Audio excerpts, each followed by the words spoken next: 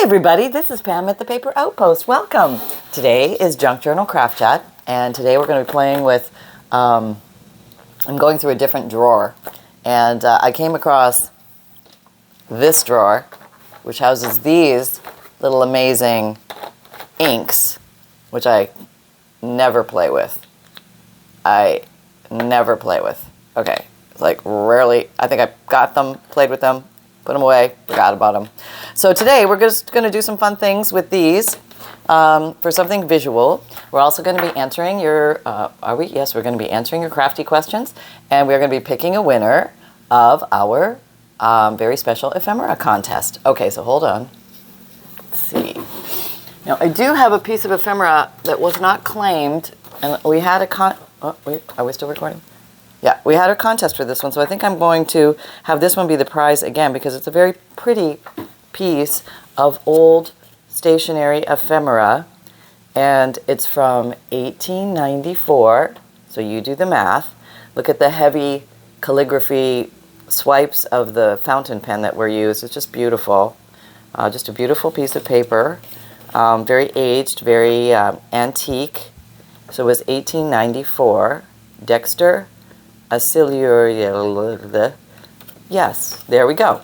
So if you win this today, please let me know it was the paper from 1894, then I will know which one. I send the right one to person two.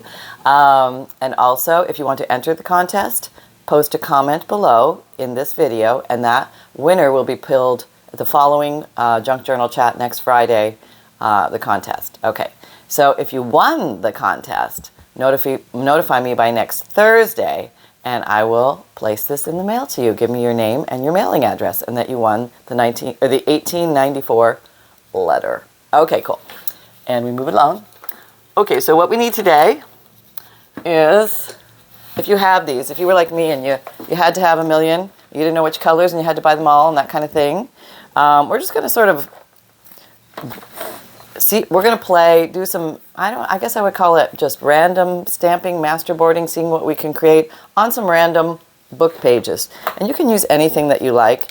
Here's some pages from an old journal, and these are fun. I mean, nothing is more fun than pulling apart an old journal and using it in a new journal. Here's some hand-dyed paper. Looks like it was avocado dyed. Here's just some pretty pages. I think I dyed these. Yeah, they're pink. I dyed these as well from a novel. Just random paper. Here's some blue ones. Here's just some pages. Here's something from a Edith Holden book. Partial cover of a book. So just random stuff. Address book. What else we have in here? Notepad paper. And we're just going to see what it looks like. I love these index pages because they have beautiful text streams on them, and it's just a beautiful background visual for starting anything, frankly.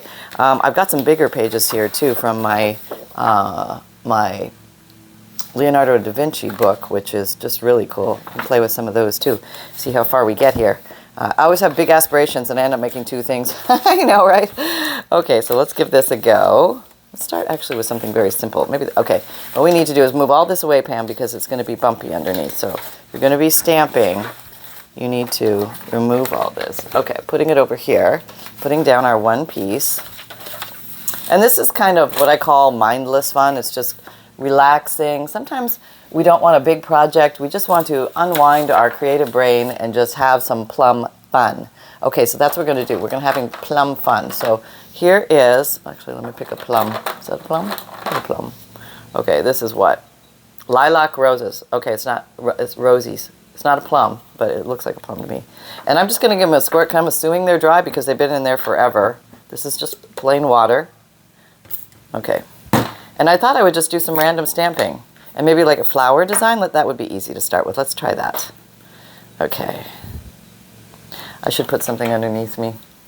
I'm feeling it. Yes, put something underneath you. Can you find any piece of paper? That would be nice. This would be very nice. Okay, because I think I'm going to go off the edges. That's what I want to do this.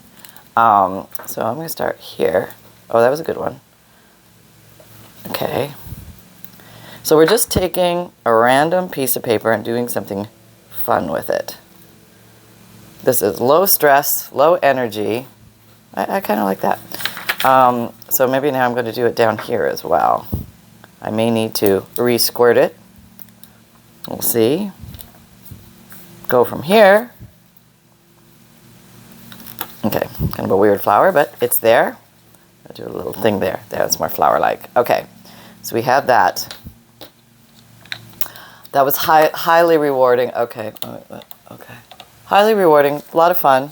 I'll turn this sideways so you can see it better. And maybe I'll just go with some complementary colors and then maybe some different colors. What is this? What is this? These are, what on earth is this? This is, I don't have my glasses on. Memento, what's that say?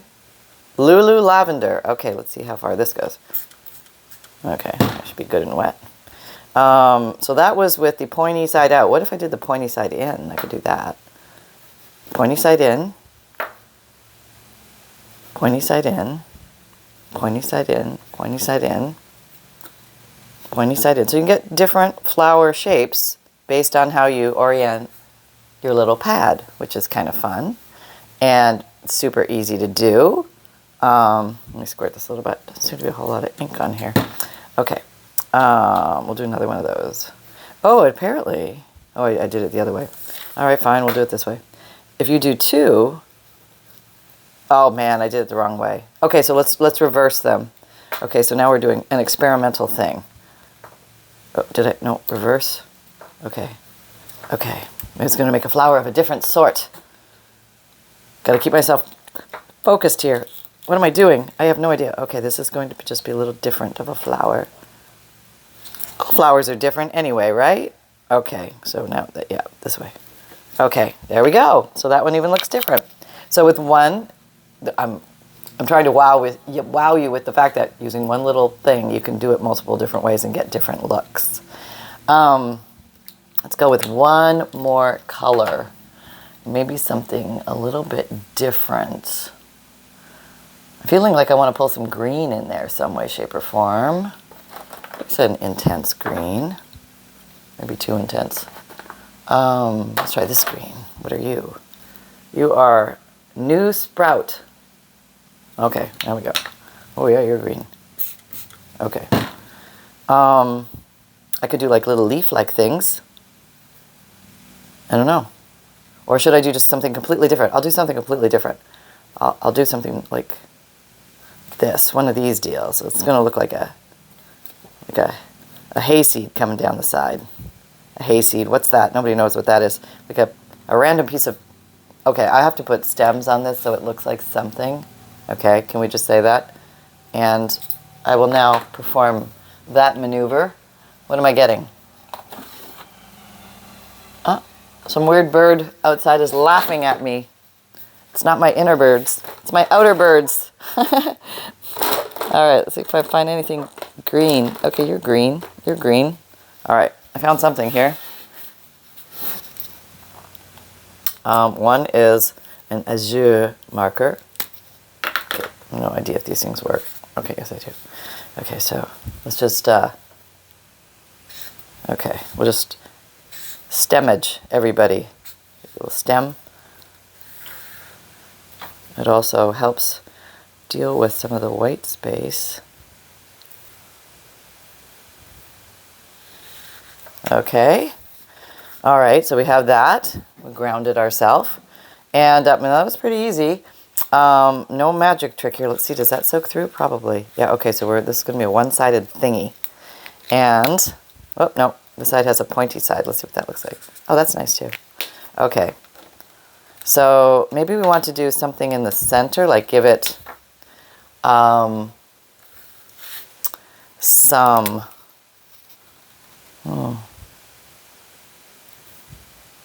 little, you know, these guys, those little things. Let's just do a few of those in the center. So these flowers are somewhat related because they have these similar little thingies in the center.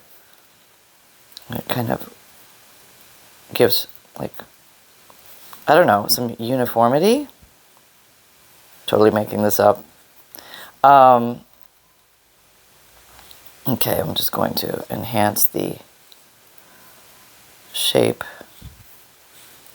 of this a little bit. Okay, I don't know why, I just feel like doing that. Okay.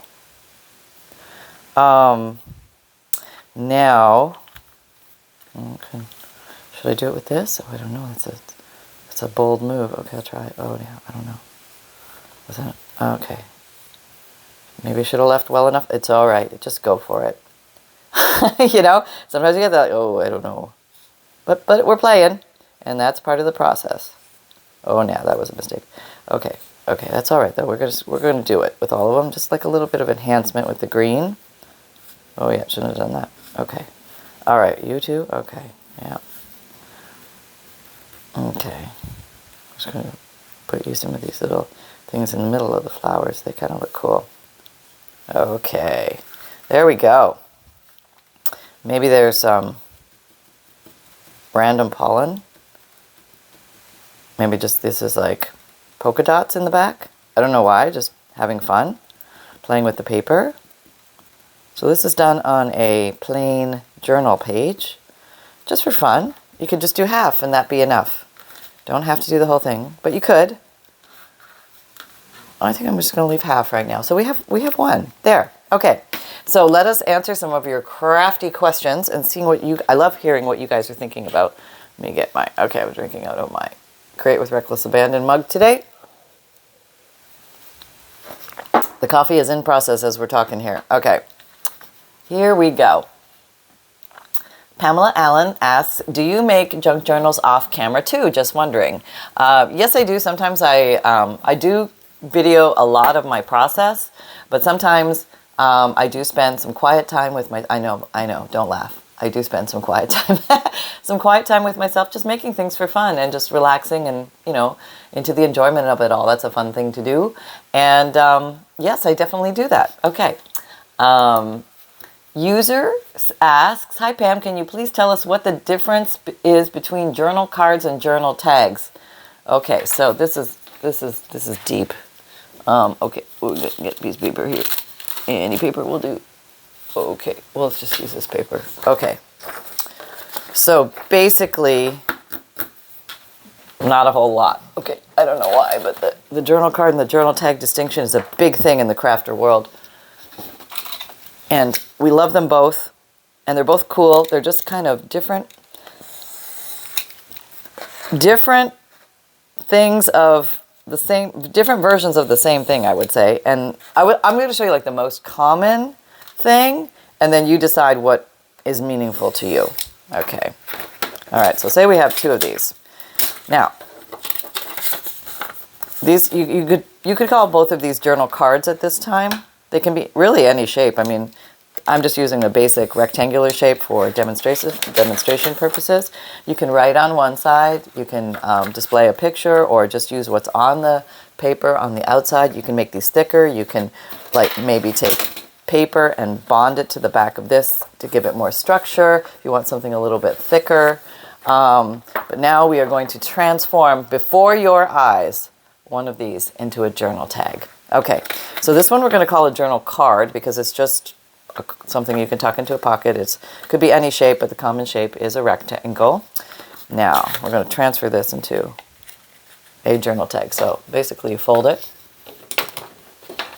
If you can fold it. Sometimes you can't fold it to thicker paper, or you just nip the corners off here, and boop, there we go. And now we have created a journal tag. Some people, it's supposed to look like an alteration tag or something like that. Let me see. Here we go. I've got one of these lanyard punching things, and I'm going to punch this here. You can also use a circle punch to do this. That will work. And now we've got something that looks like a tag. It basically serves the same purpose, but maybe has a little more design to its shape. You can decorate the front, you can decorate the back, you can leave the back for writing, you can leave the front plain, you can, now when we're pulling out all the stops and when we are in our wild fantasy world, this is often what happens. Okay, let me find something. Yeah, here's something. Okay, we'll come along with our great creative imagination. We'll find a piece of fabric, something thin preferably because it'll go through the hole easier. And you might do one of these. The fancy little, yeah, that was fancy. Okay, that deal. Make a loop. Shove it through, she said gently. And then you do this maneuver where you take the little legs of the octopus and you shove them through the head. It sounds so delicate, doesn't it? You give it a little pull, and you got that.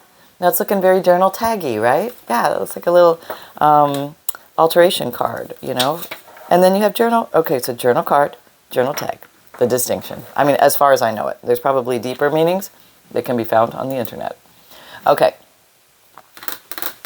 Oh, she does go on to say, I know one of them has cut corners, but otherwise they seem the same. I love your videos, and of course, a visit from your pup cub reporter. He's the cutest. All right. Oh, little Mr. Snufferpants is going to he's going to the groomer today. He's hiding on me right now. He's nowhere to be seen. But it's actually after I record this video, so you'll get to see the new do, the hairdo, tomorrow, which will be Saturday. Okay, yeah, he will. But he'll be here today, but a little later. Okay, all right. So question, Aaron Tube asks, is your channel monetized? So watching the ads helps you just a little. That does add up money. Yes, my channel is monetized. Yes, watching the ads does help. That's kind of how YouTube works, and that is the answer to that question. So thank you. Thank you for watching the ads. You don't have to watch the ads. And I think if you get premium, there are no ads. So, and I still get something from that. So I'm not quite sure how they figure all that out. I kind of leave all the math to them, and I just make videos. Okay. Okay. Miss Kitten asks, very interesting, Pam, but what do you do with your really old photos? I've got cabinet card photos, but I'm afraid to do anything with them, LOL. Yes, I have lots of really old photos too, and I'm afraid to do something with them too, so I leave them as is, and I usually tuck them into pockets or tucks or into belly bands or into envelopes that I subsequently clip to a journal page so that they're unharmed. And then the recipient can also look at them, maybe both sides. Maybe there's writing on the back. I don't want to glue anything onto the back. So I try to preserve very special pieces of ephemera that way by not altering them. Yes, I can withhold myself and not destroy everything I put my hands on. And just tuck the bejeebers out of these things into journals so that somebody else can play and have fun and learn about other times and look back in time and things like that. Yes, absolutely. And you can even make a little envelope with maybe 2 or 3 photos in it, almost painting a story. And it could be any story that you make up or that the recipient makes up, how the photos are related somehow. Just something to think about. Different ways to play with things. Okay. Great question. Janie Anderson asks, Pam, how about sewing the doily onto the outside of the envelope since you're using a sewing machine anyway? What a brilliant idea. She's referring to the Easy Envelopes for Junk Journal video. You could totally do that. And if it wasn't an afterthought and it was a forethought, it would have worked very well. The structure of the envelope would have given the doily something to bite into and be strong and be supported by. So I think that would be an awesome idea. But you would have to do that at the beginning of the construction. My doily was an afterthought yet again. Okay.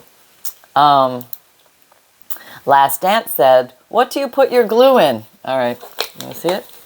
This is it. This is my little homemade goofy glue caddy. And I have a video on the glue caddy. So if you go to my main channel page on YouTube, where the little magnifying glass is, that's the search field. Type in glue caddy, C-A-D-D-Y, and it shows you how to make this. This is very easy to make. Okay. It's made out of water bottles. Okay. You probably want to see in there. Everybody wants to see in there. What's in there? Okay, so there's like, oh, there's a paper clip in there. But that's like a blob of glue down there. I don't know if you can see really well, but there's like where this pokes in, and it kind of becomes its own stopper. You know, so you have to sacrifice a little glue, but not much. But it keeps the glue at the ready. And if you can see that, I don't know if you can see that, but the glue is like coming out. There's no problem. And the glue does not dry and get all gloopy gloppy because it's not exposed to air at all that way. Okay. All right. What do you put your glue in? Here's the next question. Last Dance. What do you put your glue in? This is I transfer my Fabrifix silicone glue into a Sugar Bell's icing piping bottle, because the walls of this are much thinner. This is harder to squeeze. Your hand gets tired after a while. Plus, it's just a thing. This applicator is not that pinpoint. This is more pinpoint, and I can put less glue down and save tons of money doing that. I'm telling you. So yes, that's what I do. And Gina, where are we? Okay. Gina Sikhats says, just starting out and haven't been able to get the big bite yet to make my own covers. Don't ever let lack of a craft supply stop you, Gina. Let's just get that straight right here and now.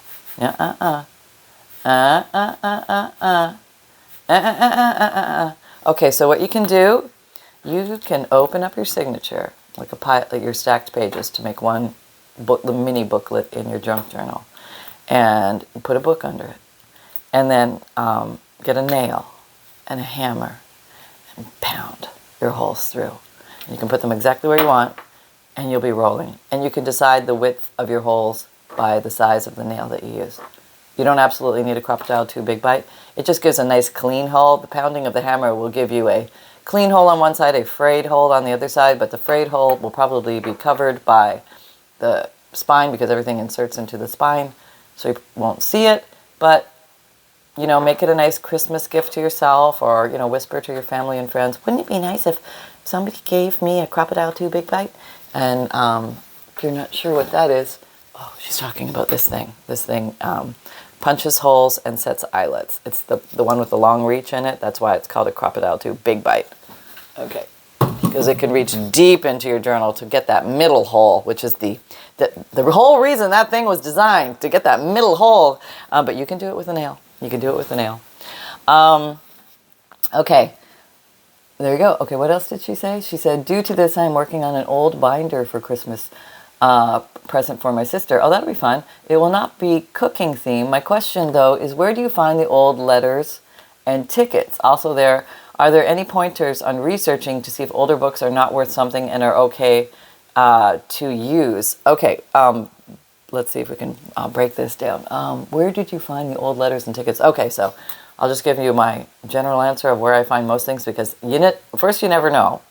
Self, family, friends, garage sales, yard sales, estate sales, consignment shops, flea markets, auctions, Facebook Marketplace, Craigslist, Etsy, eBay, and once people start knowing what you're looking for, they will start to contact you if you make good relationships with them and just say, hey, I'm really looking, like go into some antique malls and ask around, say, hey, I'm really looking for maybe a collection of old, antique letters. Does anybody in this have them? Or could you connect with somebody who might have access to them? That's a great thing to do, because these people are people who are on the hunt all the time. And if you want, I mean, whether you're just starting out or you're already rolling and you're selling journals, I mean, maybe you want a small amount, maybe you want a big amount. So kind of figure that out.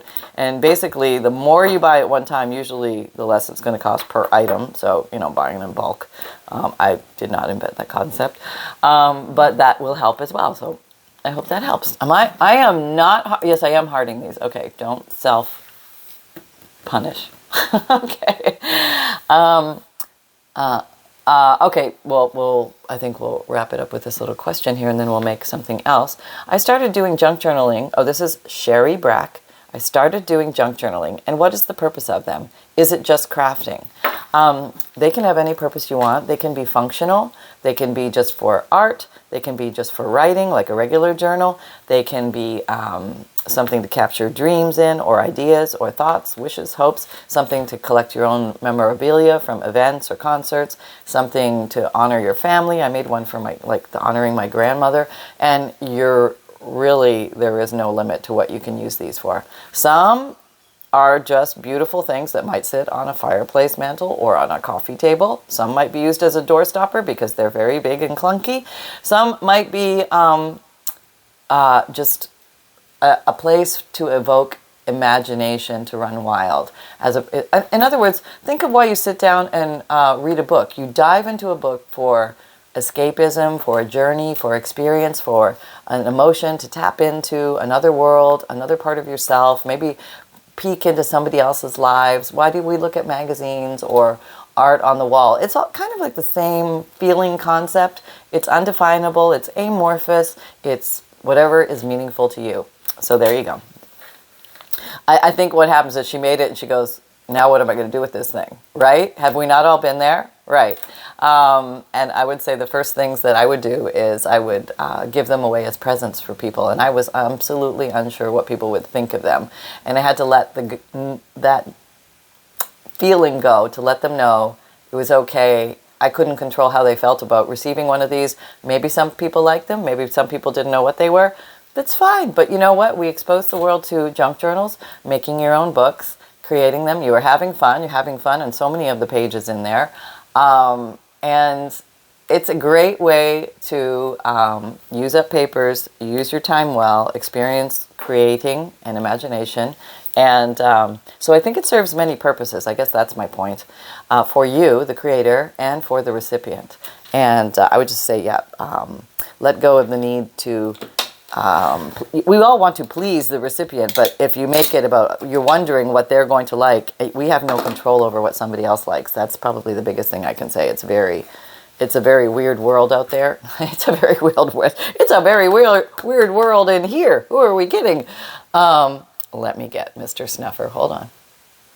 Okay, before we get Mr. Snuffer, this time I'm going to remember to pick the winner of the 1894 letter. Let's push the button and see who won this week. And we're going. Will it be you? Will it be you? Yay! Shelley Williams of Williams & Company. Congratulations, Shelley. Okay, so just so you know, you can comment as many times as you want below. Each one will be an entry into the contest. And also, if you previously won, you are welcome to comment again and attempt to win again. So there you go. I like to make it easy as possible around here. Okay, hold on. I'll go find Snuffers. Okay, we're back. I guess we don't have time to make something else, but we are back in Mr. Snuffers. I went into a panic. I couldn't find him. Okay, I got a story. All right, move aside, Mom. I'm here. I heard something about going to get my hair cut today. I'm out of here. No. We got it. We're going to do our pup cub reporter update. Okay, I got it. Okay, so, Mom couldn't find me. Mom went into a panic. Mom was running from room to room. Sunshine, sunshine, where are you? She was worried I got trapped in the garage. I didn't get trapped in the garage. Okay, so I gotta orient. I'm very wiggly today. I don't know why. Maybe it's because my coat. Wait. Let me reorient everything. I can get. Okay, there we go. Maybe my little coat is too long and I'm hot. It's Florida. It's July. I'm hot. Okay, so I'm wiggly. There, I'm gone again. Okay, what's going on? Okay, well, we're going to address that. It's going to be all right. I'm a little tired. Okay. I am now cradled like a baby in my mother's arms, and all is well. If there was chicken involved, it would be even better. I'm looking over there now because that's fascinating to me, whatever it is. But I will tell you from my reposed position that I was in the craft room the entire time. I never left the building. I was right here. And she's running back and forth. Snacks? Nope, nothing. We got nothing today. Okay.